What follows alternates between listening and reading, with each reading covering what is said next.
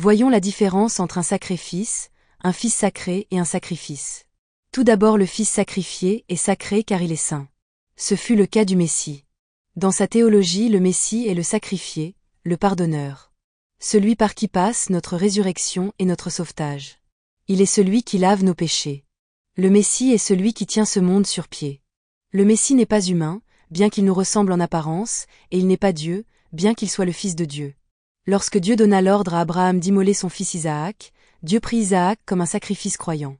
Le sacrifice d'Isaac, comme le sacrifice du Messie, est le symbole de la libération. Ce n'est pas pour rien que nous appelons le Messie l'agneau de Dieu. En gros, il est le sacrifice de Dieu. L'agneau qu'on immole. Dieu nous a pardonné en sacrifiant son Fils. Dieu nous a pardonné par sa miséricorde. Sa miséricorde est son pardon. Sa miséricorde est son Messie. Textuellement parlant, cela étant dit, car un merci peut signifier un remerciement. Genèse 22.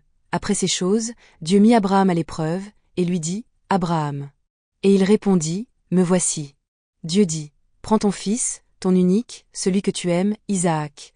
Va-t'en au pays de Morija, et là offre-le en holocauste sur l'une des montagnes que je te dirai. » Abraham se leva de bon matin, sella son âne, et prit avec lui 2 serviteurs et son fils Isaac.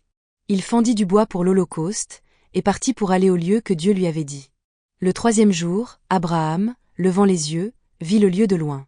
Et Abraham dit à ses serviteurs, « Restez ici avec l'âne, moi et le jeune homme, nous irons jusque-là pour adorer, et nous reviendrons auprès de vous. » Abraham prit le bois pour l'holocauste, le chargea sur son fils Isaac, et porta dans sa main le feu et le couteau. Et ils marchèrent tous 2 ensemble. Alors Isaac, parlant à Abraham, son père, dit, « Mon père. » Et il répondit, « Me voici, mon fils. » Isaac reprit, « Voici le feu et le bois, mais où est l'agneau pour l'holocauste ?» Abraham répondit, « Mon fils, Dieu se pourvoira lui-même de l'agneau pour l'holocauste. » Et ils marchèrent tous 2 ensemble. Lorsqu'ils furent arrivés au lieu que Dieu lui avait dit, Abraham y éleva un autel, et rangea le bois. Il lia son fils Isaac, et le mit sur l'autel, par-dessus le bois. Puis Abraham étendit la main, et prit le couteau, pour égorger son fils.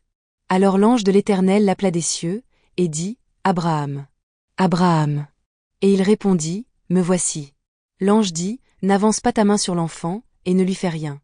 Car je sais maintenant que tu crains Dieu, et que tu ne m'as pas refusé ton fils, ton unique. » Abraham leva les yeux, et vit derrière lui un bélier retenu dans un buisson par les cornes. Et Abraham alla prendre le bélier, et l'offrit en holocauste à la place de son fils. Abraham donna à ce lieu le nom de Jéhovah-Jireh. C'est pourquoi l'on dit aujourd'hui, à la montagne de l'Éternel il sera pourvu. L'ange de l'Éternel appela une seconde fois Abraham des cieux, et dit, « Je le jure par moi-même, parole de l'Éternel.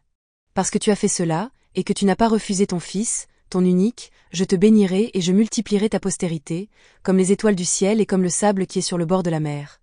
Et ta postérité possédera la porte de ses ennemis. Toutes les nations de la terre seront bénies en ta postérité, parce que tu as obéi à ma voix. » Sourate 37. Lorsqu'Ibrahim pria son Seigneur, Dieu, « Fais-moi don d'une progéniture d'entre les vertueux. » Nous lui fîmes donc la bonne annonce d'un garçon, Ismaël, longanime. Puis quand celui-ci fut en âge de l'accompagner, Ibrahim dit, « Ô mon fils, je me vois en songe en train de t'immoler. Vois donc ce que tu en penses. » Ismaël dit, « Ô mon cher père, fais ce qui t'est commandé. Tu me trouveras, s'il plaît à Allah, du nombre des endurants. » Puis quand tous 2 se furent soumis à l'ordre d'Allah, et qu'il l'eut jeté sur le front, voilà que nous l'appelâmes, Ibrahim. Tu as confirmé la vision. C'est ainsi que nous récompensons les bienfaisants. C'était là certes, l'épreuve manifeste. Et nous le rançonnâmes d'une immolation généreuse. Et nous perpétuâmes son renom dans la postérité, paix sur Ibrahim.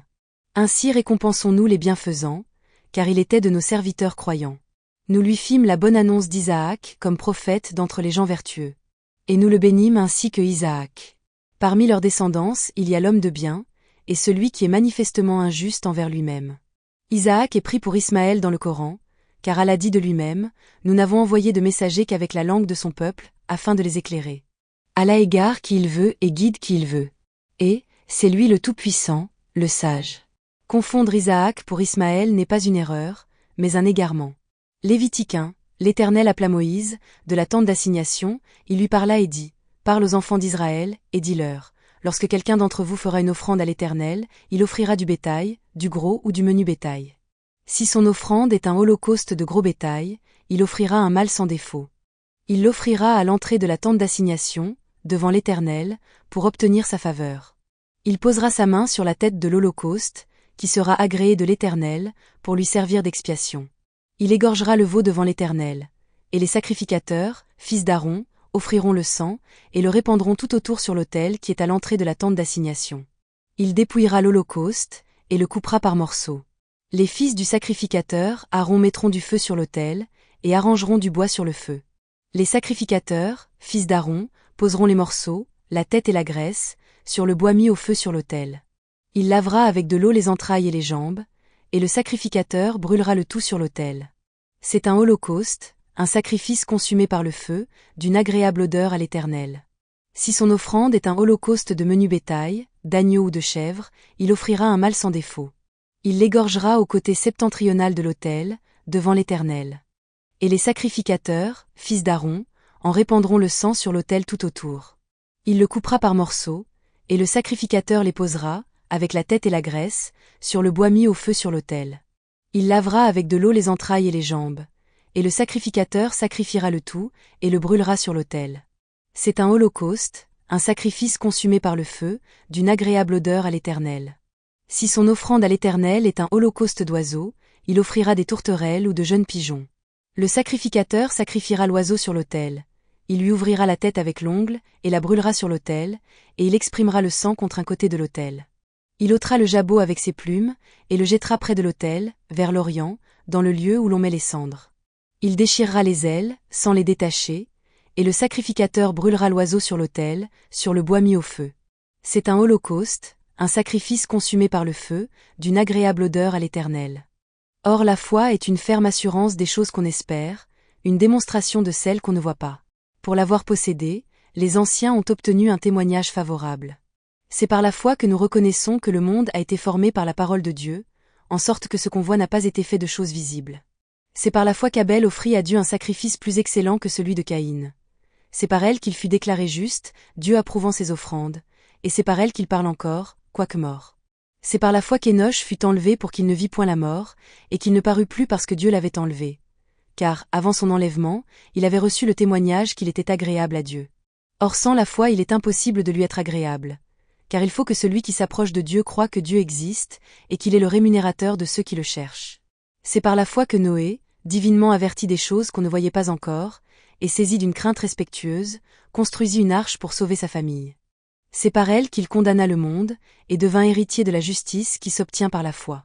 C'est par la foi qu'Abraham, lors de sa vocation, obéit et partit pour un lieu qu'il devait recevoir en héritage, et qu'il partit sans savoir où il allait. C'est par la foi qu'il vint s'établir dans la terre promise comme dans une terre étrangère, habitant sous des tentes, ainsi qu'Isaac et Jacob, les cohéritiers de la même promesse. Car il attendait la cité qui a de solides fondements, celle dont Dieu est l'architecte et le constructeur. C'est par la foi que Sarah elle-même, malgré son âge avancé, fut rendue capable d'avoir une postérité, parce qu'elle crut à la fidélité de celui qui avait fait la promesse. C'est pourquoi d'un seul homme, déjà usé de corps, naquit une postérité nombreuse comme les étoiles du ciel, comme le sable qui est sur le bord de la mer et qu'on ne peut compter. C'est dans la foi qu'ils sont tous morts, sans avoir obtenu les choses promises. Mais ils les ont vus et salués de loin, reconnaissant qu'ils étaient étrangers et voyageurs sur la terre. Ceux qui parlent ainsi montrent qu'ils cherchent une patrie. S'ils avaient eu en vue celle d'où ils étaient sortis, ils auraient eu le temps d'y retourner. Mais maintenant ils en désirent une meilleure, c'est-à-dire une céleste. C'est pourquoi Dieu n'a pas honte d'être appelé leur Dieu, car il leur a préparé une cité. C'est par la foi qu'Abraham offrit Isaac, lorsqu'il fut mis à l'épreuve, et qu'il offrit son fils unique, lui qui avait reçu les promesses, et à qui il avait été dit, « En Isaac sera nommé pour toi une postérité. » Il pensait que Dieu est puissant, même pour ressusciter les morts, aussi le recouvra-t-il par une sorte de résurrection. C'est par la foi qu'Isaac bénit Jacob et Ésaü, en vue des choses à venir. C'est par la foi que Jacob mourant bénit chacun des fils de Joseph, et qu'il adora, appuyé sur l'extrémité de son bâton. C'est par la foi que Joseph mourant fit mention de la sortie des fils d'Israël, et qu'il donna des ordres au sujet de ses os. C'est par la foi que Moïse, à sa naissance, fut caché pendant 3 mois par ses parents, parce qu'ils virent que l'enfant était beau, et qu'ils ne craignirent pas l'ordre du roi.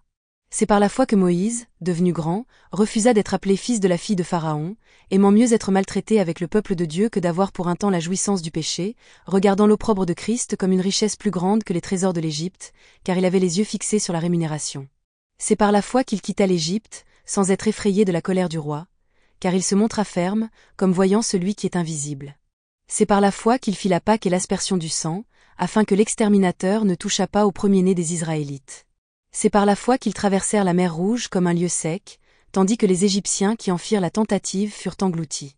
C'est par la foi que les murailles de Jéricho tombèrent, après qu'on en eut fait le tour pendant 7 jours.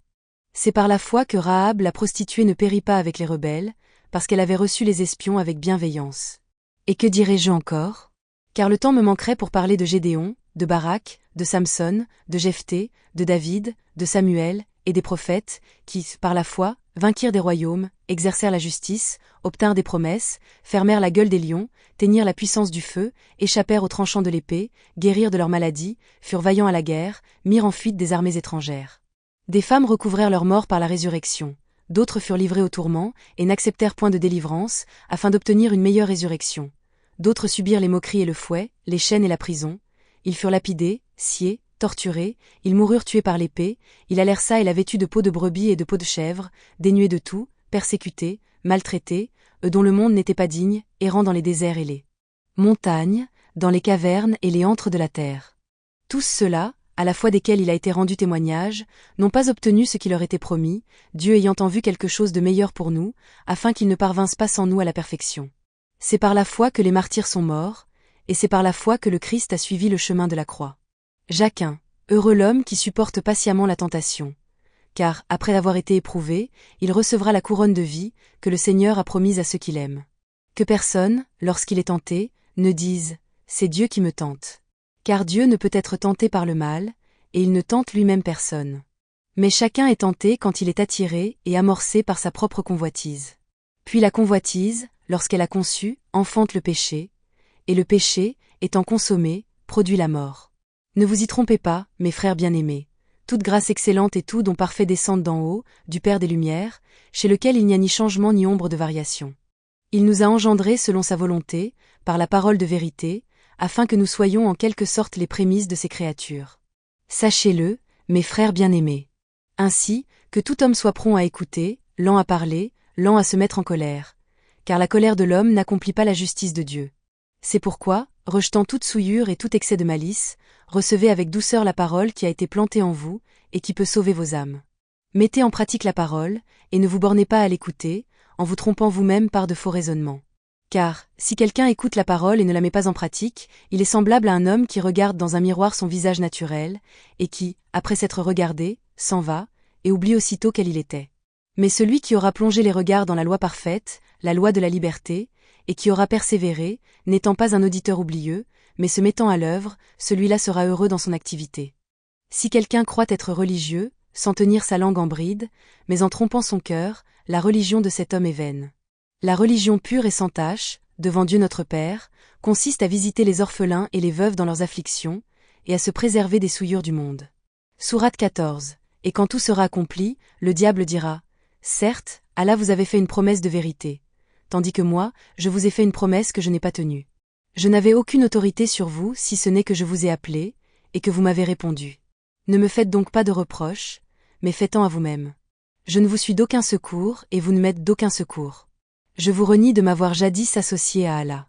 Certes, un châtiment douloureux attend les injustes, les associateurs. Deutéronome 8. Souviens-toi de tout le chemin que l'Éternel, ton Dieu, t'a fait faire pendant ces 40 années dans le désert, afin de t'humilier et de t'éprouver, pour savoir quelles étaient les dispositions de ton cœur et si tu garderais ou non ses commandements. Il t'a humilié, il t'a fait souffrir de la faim, et il t'a nourri de la manne, que tu ne connaissais pas et que n'avaient pas connu tes pères, afin de t'apprendre que l'homme ne vit pas de pain seulement, mais que l'homme vit de tout ce qui sort de la bouche de l'Éternel. Ton vêtement ne s'est point usé sur toi, et ton pied ne s'est point enflé, pendant ces 40 années. Reconnais en ton cœur que l'Éternel, ton Dieu, te châtie comme un homme châtie son enfant. Tu observeras les commandements de l'Éternel, ton Dieu, pour marcher dans ses voies et pour le craindre. Car l'Éternel, ton Dieu, va te faire entrer dans un bon pays, pays de cours d'eau, de sources et de lacs, qui jaillissent dans les vallées et dans les montagnes. Pays de froment, d'orge, de vignes, de figuiers et de grenadiers. Pays d'oliviers et de miel. Pays où tu mangeras du pain avec abondance, où tu ne manqueras de rien. Pays dont les pierres sont du fer, et des montagnes duquel tu tailleras les reins. Lorsque tu mangeras et te rassasieras, tu béniras l'Éternel, ton Dieu, pour le bon pays qu'il t'a donné. Garde-toi d'oublier l'Éternel, ton Dieu, au point de ne pas observer ses commandements, ses ordonnances et ses lois, que je te prescris aujourd'hui. Lorsque tu mangeras et te rassasieras, lorsque tu bâtiras et habiteras de belles maisons, lorsque tu verras multiplier ton gros et ton menu bétail, s'augmenter ton argent et ton or, et s'accroître tout ce qui est à toi, prends garde que ton cœur ne s'enfle, et que tu n'oublies l'Éternel, ton Dieu, qui t'a fait sortir du pays d'Égypte, de la maison de servitude, qui t'a fait marcher dans ce grand et affreux désert, où il y a des serpents brûlants et des scorpions, dans des lieux arides et sans eau, et qui a fait jaillir pour toi de l'eau du rocher le plus dur, qui t'a fait manger dans le désert la manne inconnue à tes pères, afin de t'humilier et de t'éprouver, pour te faire ensuite du bien. Garde-toi de dire en ton cœur, ma force et la puissance de ma main m'ont acquis ces richesses. Souviens-toi de l'Éternel, ton Dieu, car c'est lui qui te donnera de la force pour les acquérir, afin de confirmer, comme il le fait aujourd'hui, son alliance qu'il a jurée à tes pères. Si tu oublies l'Éternel, ton Dieu, et que tu ailles après d'autres dieux, si tu les sers et te prosternes devant eux, je vous déclare formellement aujourd'hui que vous périrez. Vous périrez comme les nations que l'Éternel fait périr devant vous, parce que vous n'aurez point écouté la voix de l'Éternel, votre Dieu. Le sacrifice est l'acte de bravoure. On offre le Fils de Dieu à Dieu comme on offre une offrande à Dieu. C'est un rituel, une culture ancestrale que l'on retrouve dans la Bible. Quant au sacrifice, c'est l'expression pour dire que le Fils est spécial. Le Fils sacré est celui qui est digne du respect le plus haut. Le Messie est comme Jonas dans la mer sur le bateau, connaissant très bien que les maux du monde, donc de la mer, sont causés par sa présence sur un bateau. Il s'offre ainsi comme sacrifice jeté dans la mer pour calmer la mer. Les signes de fin des temps sont rapportés dans Matthieu 24 comme préellipse, ou séquelles de l'avènement, retour ou présence du Christ parmi nous.